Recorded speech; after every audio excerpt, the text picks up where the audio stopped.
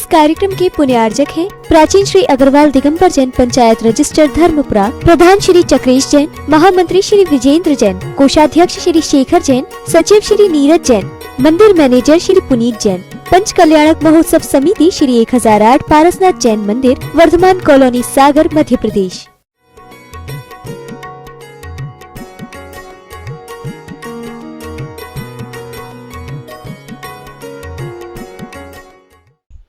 भारी जाति से सो अवलंब बिखरता है मेरी ये शिल्प कला, मेरी ये शिल्प कला आपके द्वारा, क्योंकि आप कठोर हो और आप भारी हो, इससे हमारी शिल्प कला निखरती नहीं, क्या होती है, बिखरती है। दूसरी बात यह है कि संकर दोष का वारण करना था मुझे। अब एक देखिए, संकर दोष का वारण करना था मुझे और कंकर कोष का वारण किया। अब छांट दिया। देखो, माटी का स्वभाव अलग है और कंकर का स्वभाव अलग है। अब कंकर माटी नहीं हो सकता, माटी कंकर तो बना देती है, पर उसका स्वभाव अलग अलग हो जाता है। तो यहां शंकर यानी कठोर दोष वाला कंकर दोष जो था, शंकर यानी जो इस प्रकार के थे, कठोरपन वाले थे, उनको अलग करना है, दोनों का अलग संक्रमण नहीं करना है, वारण करना था मुझे और कंकर कोषों का वारण किया। इसलिए मैंने आपकी ये कंकरों को कोष यानी समूह को अलग कर दिया है, वारण किया है, अलग है। इस बात को सुनकर के कंकर कुछ और गर्म हो जाते हैं। इस बात को जैसे ही शिल्पी ने कहा, तो इस बात को सुनकर के कंकर और गर्म हो जाते हैं। कंकरों के अधरों पर विशेष स्पंदन है, वचनों में पूर्व की अपेक्षा उष्णता का अभिव्यंजन है। पहले तो कैसे उसने संयत शब्द में कहा कि क्यों निकाला भैया। जब ये बात कही, उसे सुनकर के अब तो उन कंकरों के अधरों पर यानी ओठों पर क्या हो गई, क्या दिखाई दे रही, कंकरों को गर्म हो जाते हैं। कंकरों के अधरों विशेष स्पंदन है। जब गुस्सा आती है तो आदमी के ओठ भी कपकपाने लगते हैं, तेज हो जाते हैं। तो वहां स्पंदन, विशेष स्पंदन हुआ है। और वचनों में पूर्व की अपेक्षा, पहले तो क्या संयत थे, अब क्या हो गए, थोड़ी संयत ना होकर के उष्णता यानी गर्मी, थोड़ा वाणी में गर्मी दिखाई दे रही है, उष्णता की अभिव्यंजना है। क्या बोलता है देखिए, गात की हो या जात की, शरीर की हो या हमारी जाति की, एक ही बात है, हम में और माटी में समता और सादृश्यता है। समता भी है और सादृश्यता है, क्योंकि हमें जन्म देने वाली वो है और मेरा जन्म कहाँ हुआ है, उसी में हुआ है, इसलिए मैं भी उसी का अंग हूं। हमें और माटी में समता और सादृश्यता है, विदृश्यता विसादृश्यता तो दिखती नहीं है। तुम्हें दिखती है क्या शिल्पी जी, पूछ रहे हैं। हमारी और हमने कोई अंतर नहीं, क्योंकि हम भी उसी में पले पुसे हैं, बड़े भये हैं, सब कुछ हुआ है। वो पूछते हैं गर्मी में, ऐसी भी सादृश्यता तो दिखती नहीं है, तुम्हें दिखती है क्या शिल्पी जी, यानी कुंभकार से वो पूछते हैं, तुम्हारी आंखों की शल्य चिकित्सा हुई है क्या, क्या हुई है, कहीं तुम्हारी आंखों का भी अभी ऑपरेशन हुआ है कि नहीं हुआ है, कहीं ऐसा तो नहीं मोतिया बिंदु दिखाई नहीं देता जैसे अपन कह देते हैं, या शल्य चिकित्सा नहीं हुई है क्या, ऐसे पूछते हैं। ये शब्द आप लोगों के शब्द देखिए कंकरों के माध्यम से उभर कर आ रहे हैं, जैसे आप लोग व्यवहार में कहते हो, है ना, ये शब्द कंकर नहीं, वो बोलने वाले आप सब हो। कंकरों की निमित्त बना करके आपको एक व्यवहारिक भाषा में दिया। तुम्हारी आंखों की शल्य चिकित्सा हुई है क्या? और रही वर्ण की बात, वर्ण सो वर्णन क्या करें। देखो, रही वर्ण की, तो वर्णों से वर्णन क्या करें, वही भी समान है, हम भी दोनों में जो समान है, कृष्ण जी कृष्ण वर्ण है, कृष्ण वर्ण नहीं है। अब देखिए, यहां वर्ण की व्याख्या करते हुए आचार्य भगवंदेव वहां उदाहरण देकर के तुलना की है कि आप वर्ण की बात कर रहे हो तो माटी का वर्ण है और हमारा वर्ण दिखने में क्या है, एक सही है। और वर्णों में वर्णन क्या करें, आप ये रंग रूप में वर्णन क्यों करते हो? वही भी समान है, हम दोनों में जो समान है, जैसे कृष्ण जी का कृष्ण वर्ण है, कृष्ण जी का कृष्ण वर्ण है, ऐसे ही है कृष्ण वर्ण नहीं। कृष्ण यानी छोटा, हल्का या दुबला पतला, जिसे अपन कहते हैं दुबला पतला। कृष्ण, अरे तुम्हारा शरीर तो बहुत कृष्ण हो रहा है, जैसे हो रहे तुम दुबले पतले हो रहे हो। हमारे और उसमें कोई अंतर नहीं है। सुनते हो कि नहीं? अब और आगे कहते हैं, सुनते हो क्या नहीं? ऐसा कारण तो ठीक है तुम्हारे, अब गुस्सा में भरे हैं वो, शिल्पी से सब पूछ रहे हैं, कारण तो ठीक है तुम्हारे, फिर भी वर्ण संकर की चर्चा कौन करे? अब आप यहां वर्ण संकर की चर्चा कौन करे? समवर्ण संकर की अर्चा मौन करें हम, और कंकर मौन हो जाते हैं।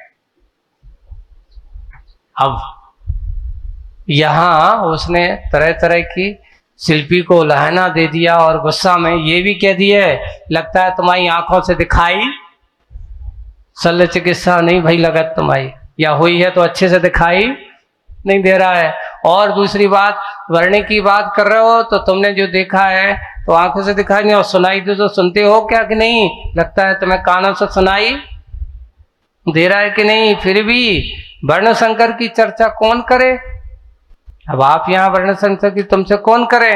कहते समवर्ण संकर की अर्चा मौन करें हम, समान वर्ण वाले, हम में और उस माटी में कोई अंतर नहीं है।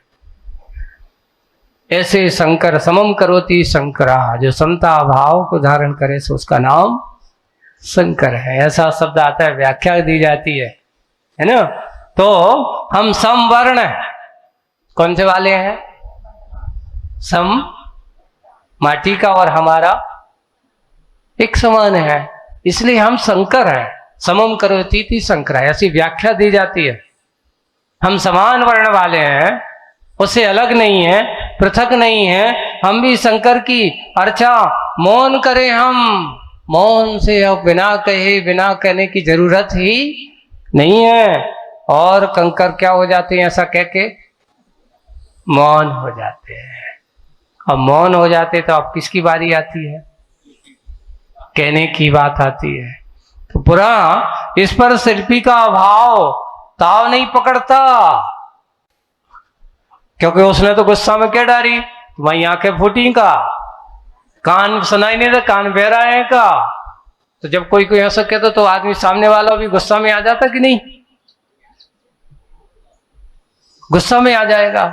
पर इतना उत्तेजित शब्द कहने के बाद इस पर भी शिल्पी का भाव ताव नहीं पकड़ता। समताधारी है भाई, इस पर वह शिल्पी का भाव ताव नहीं पकड़ता। जरा सा भी धरासा ही, जैसे धरा धीर धैर्यशाली होती है माटी, यानी धरती जैसे धैर्य समता कुवान, कोई कितना भी कचरा डाले कूड़ा डाले कभी शिकायत नहीं करती कि तुमने मुझे गंदा क्यों किया, तो मुझे इस प्रकार की गंदगी मुझ पर क्यों डालते हो, सब कुछ डलती है। यहाँ पे लिखा उसकी उपमा की है, जरा सा भी धरासा ही, धरती के समान ही, बिल्कुल सहज साम भाव प्रस्तुत होता है उससे कि बिल्कुल साम भाव, अच्छे हंसते हुए, इतना भरा भरा क्या चेहरे पे कैसी प्रसन्नता है उसकी, बिल्कुल अच्छे, ऐसा क्रोध भाव नहीं है, सहज भाव है, साम भाव है, और साम भाव को रखता, सहज साम भाव प्रस्तुत होता है किसका, शिल्पी का। और उससे के कि इस प्रसंग पर यहां कह रहा है, वो बताया जा रहा है, इस प्रसंग में वर्ण का आशय ना ही रंग से है और ना ही अंग से है। अच्छे से सुनना ये बात, वर्ण का आशय ना रंग से है ना अंग से है, वरण, वरण देखना चाल चरण ढंग से है। आप जो कह रहे हो मेरा वर्ण समान है, उसका भी रंग मेरा अच्छा है, मेरे समान उसका है, उसका रंग मेरा, अरे भाई दुनिया में सबके रंग एक से होते हैं, पर अंतरंग सबके एक से हो कोई जरूरी है? एक साथ जन्म लेने वाले दोनों भाई, जुड़वा भाई, सकल सूरत में एक से, है ना, और बिल्कुल शरीर में एक से, शरीर के अंग ऊंचाई भी एक सी, सब कुछ एक चीज है, पर दोनों के भाव एक से, जीने का तरीका एक सा नहीं होता, दोनों को जीने का तरीका ढंग अलग होता है। वही बात यहाँ कही जा रही है कि वर्ण का आशय नहीं, ना रंग का है, रंग से है, ना अंग से है, वर्ण चाल चलन और ढंग से, यानी जिसे अपनाया है, उसे जिसने अपनाया है उसके अनुरूप अपने गुण धर्म रूप स्वरूप परिवर्तित करना होगा। मैंने जिसे अपनाया है, अब क्या बताओ, ये बताओ, तुम कंकर हो, तुम माटी जैसे मृदु बन सकते हो? अगर आप उस जैसे बन सकते हो तो मैं तो तुझे स्वीकार करता हूं। वही है, चाल चलन ढंग से जिसे अपनाया है, उसे जिसने अपनाया है उसके अनुरूप अपने गुण धर्मों, आप माटी के गुण धर्म के बन जाओ, मृदु ऋजु, मुझे आपको स्वीकार करने में स्वरूप को परिवर्तित करना होगा। अगर आप ऐसे परिवर्तित हो, वरण शंकर दोष का वरण होगा, क्योंकि हमें माटी की जरूरत है, कंकरों की जरूरत नहीं है, और ये अनिवार्य होगा। इस कथन से वर्ण लाभ का निषेध हुआ, ऐसी बात नहीं। अब आपकी एक सामाजिक व्यवस्था का प्रसंग यहां पर आ रहा है, आपकी एक समाज की व्यवस्था के बारे में ये सोचना अनिवार्य होगा। इस कथन से वर्ण लाभ का निषेध नहीं है, यानी कोई अपने पास आता है उसे हमें स्वीकार करने में कोई बाधा नहीं है। वर्ण लाभ का निषेध नहीं है, ऐसी बात नहीं। नीर की जाति न्यारी है और छीर की जाति न्यारी है, दोनों के परस रंग भी परस्पर निरे निरे अर्थात अलग अलग, निरे निरे हैं, और यह सर्वविदित है, फिर भी यथा विधि यथा निधि नीर में क्षीर मिलाते हैं, और नीर में क्षीर बन जाता है। और सुनो, केवल वर्ण रंग की अपेक्षा गाय का क्षीर भी धवल है। अच्छा उदाहरण दिया जा रहा है। वर्ण रंग की अपेक्षा से गाय का क्षीर यानी दूध भी धवल है। आग का क्षीर भी धवल है। कौआ का दूध वो भी कैसो है? धवल है। परंतु उन्हें मिलाते ही विकार उत्पन्न होता है। अगर कौआ का दूध तुम्हारे दूध में, गाय के दूध में मिल जाए तो क्या होगा? फट जाएगा, उथल पुथल मच जाएगी।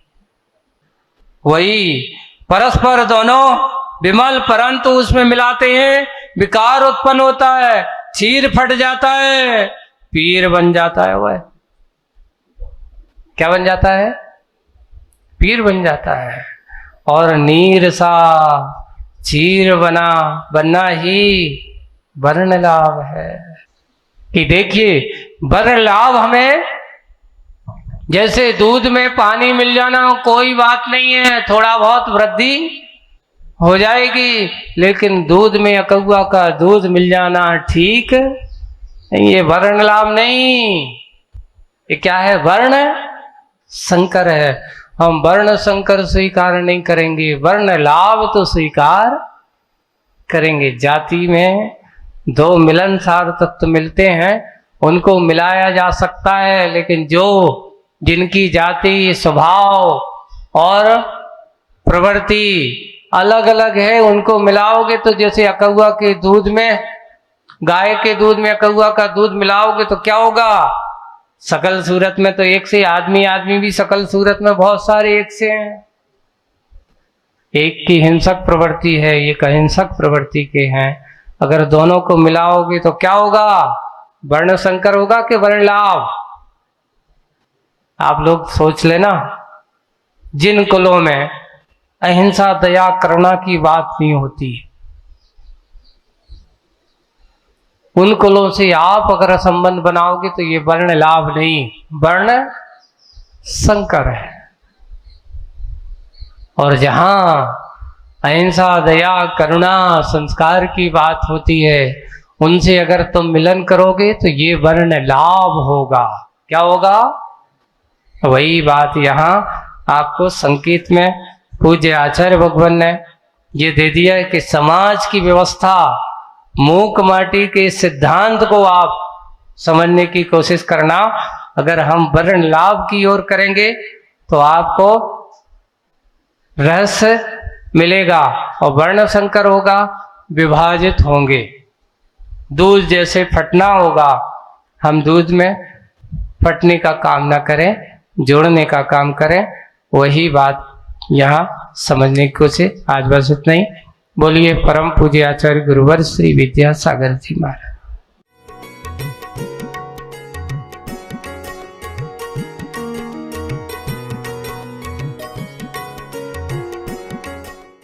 इस कार्यक्रम के पुण्यार्चक थे प्राचीन श्री अग्रवाल दिगंबर जैन पंचायत रजिस्टर धर्मपुरा, प्रधान श्री चक्रेश जैन, महामंत्री श्री विजेंद्र जैन, कोषाध्यक्ष श्री शेखर जैन, सचिव श्री नीरज जैन, मंदिर मैनेजर श्री पुनीत जैन, पंच कल्याणक महोत्सव समिति श्री 1008 पारसनाथ जैन मंदिर, वर्धमान कॉलोनी, सागर, मध्य प्रदेश।